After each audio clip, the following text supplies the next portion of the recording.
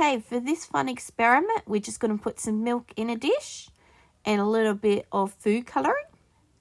Now you can see, unlike water, the food colouring will actually stay on top and won't mix just like it does with water. So there's already one aspect that we can show children. Then what will happen if we add a bit of oil? Now I've just started really small so you can see the small reaction.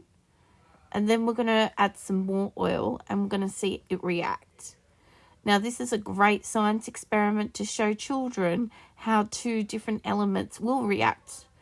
And you can also see about it with water, how the oil will stay on top of it. But in this experiment, you can see how the oil will actually push the food colouring away. And it kind of looks like a bit of a fire going here. That one looks like a bit of an explosion, actually. So it's a great science experiment for children.